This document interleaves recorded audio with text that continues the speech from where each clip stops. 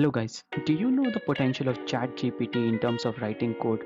Like for example, if you are from IT, you know that there are some regular projects which comes up every time, and the code are very much redundant, right? I mean, the requirements are very much redundant. Like for example, you might see that in almost every application there is a functionality of file upload and download. So I know that not everybody remembers the logic to write all these stuffs every time. Definitely they take help of Stack Overflow or anything like that. So today what we are going to do is we are going to look into what is the potential of ChatGPT in writing codes like simple print statements in Java, writing some pattern questions, solving some file upload download code, writing some encryption decryption code, and also writing code for persisting data in the database. So let's get started. So if you are new to ChatGPT, so what you have to do is you have to first go to Google, okay, and then search for ChatGPT. Okay, once you are there, you need to just click on the very first link which you are seeing. Click there and you should be redirected to this page. Okay, I'm directly being logged in because I have already logged in as Abhishek, so you might be seeing my name there. Okay, so what you have to do, and you can see on the top. Okay, let's first talk about this chat gpt first. So you're seeing on the top there is a chat gpt 3.5. Okay, that's available for free. Okay, now there is another one, that GPT-4. So if you want to use that, you have to actually pay for that. So if you click there, it's a faster model, faster response speed, access to GPT-4, our most capable model, and exclusive access to beta features like browsing plugin and code interpreters. Okay, and you need to pay $20 per month. So definitely we are not going to explore this today. We are going to explore the free plan, which should be accessible for everyone from everywhere in the country. Okay, so what you have to do, let's start with the very first and simple example of write a Java code to print some string, some string. Okay, very simple. Okay, if you just put enter, see, it's so amazing, guys. See, it also opens a terminal sort of thing where they are writing the code. Okay, or you can say a notepad or IDE sort of thing with so good colorings to explain what's the class name, what's the function name, what's the variable name, etc. And see, we have a very precise code there. Okay, now if you want to actually check if that's actually giving correct results, you don't have to copy this code and go to any of the online compilers or something. You already see that they have the output also available there. So if you want to just double verify if that's actually true, you can just go to Google and search for some Java online compiler to just test if that's actually true. So if I just go there, go to a Java online compiler, okay, and just paste this code which we have copied, okay, just to test if that actually works. Okay, if you see, it does really work, and you can see the exact output which is being shown in the chat gpt prompt. Again, it also gives you some explanation about all the things. So this is one of the very basic things which we wanted to test. Now let's go to understanding and seeing if this can write any pattern code. Okay, a pattern in the sense, let me show it to you. So let write a code. Okay, let me write a Java, and let's add a Python code for the below pattern. Okay, so let's assume, so 0, sorry, or maybe 43210, 3210, 210, 100. Let's see that. Okay, now that we have searched, sure, and see, that's the power of ChatGPT. It gave you the exact Java code which you can take directly, copy and paste, and it will be definitely working for you. And see, we have the output as well. So let's try to check whether this code is actually true. Let's copy it and go to the online compiler in which we were there before. Okay, sorry.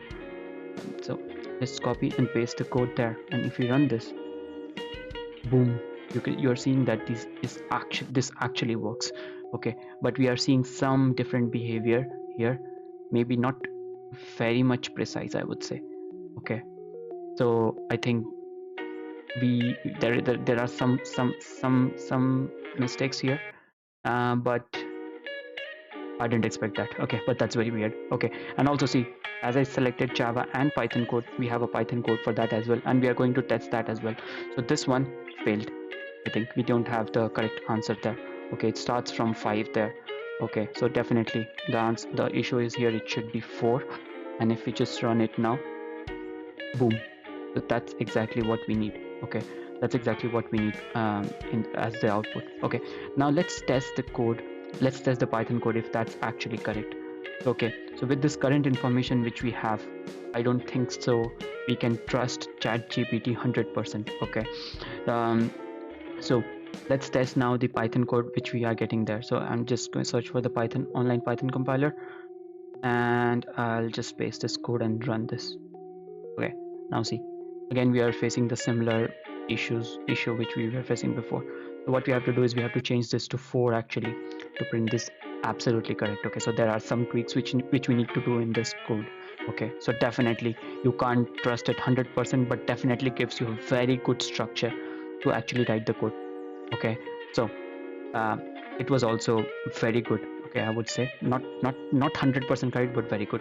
Now let's go to a bit advanced level. Like suppose for example, uh, write a code in Java to upload and download files. Now if we do so, now see what they're doing. Now it's actually creating a Java servlet or a web framework like Spring Boot.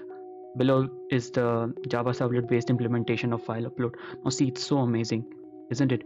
So we don't need to even think about what needs to be, you know, what actually we should do. Is it Java servlets or Spring Boot? It We don't have to think about that. It automatically gives us, okay, with Java servlet you can do something like this, and for download you can do something like this.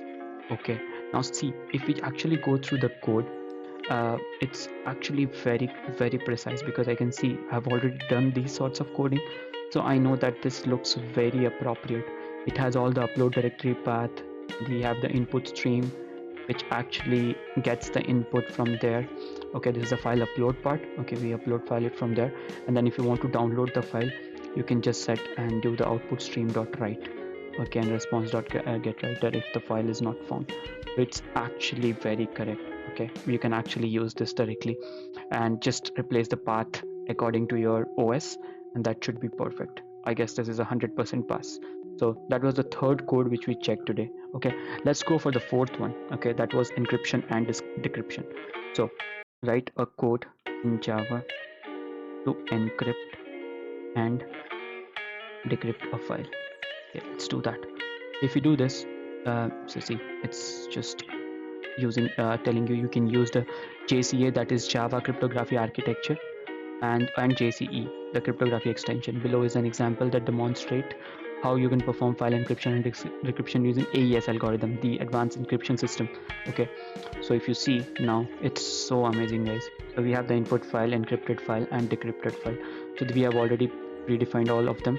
We are using some sorts of the secret keys from Java X crypto dot star, and we are taking stuffs from there like encrypt file, decrypt file, and all sorts of things. We are doing some cipher, encrypt file, decrypt file functions are there, and do crypto. Okay, all these stuffs are available here, and we have some good, you know, good information about what is what. Okay, what should be, what is the key, what is input file, what is encrypted file, etc. Okay, so far very good response from the ChatGPT. Now let's go to our last question, which we were talking about, to persist data in database. Write a code to input fields fields from UI and persist in database using Java. Okay, let's see if we can do something like that. Now see, it's saying us that we can use JDBC connectivity and HTML for the user interface, and that should be perfect. Now see, we have the HTML content here available, like name, email, age, and we have a submit button there. Once you do that, this will directly, there is an action here which will go to save data servlet, and save data servlet is the file name there. And if you see, we have the request parameters like name, email, and age coming up, and then we are making a JDBC connection with our database, and then we are using the insert statement, using using the prepared statement to store and persist data in the database, which is absolutely stunning, guys.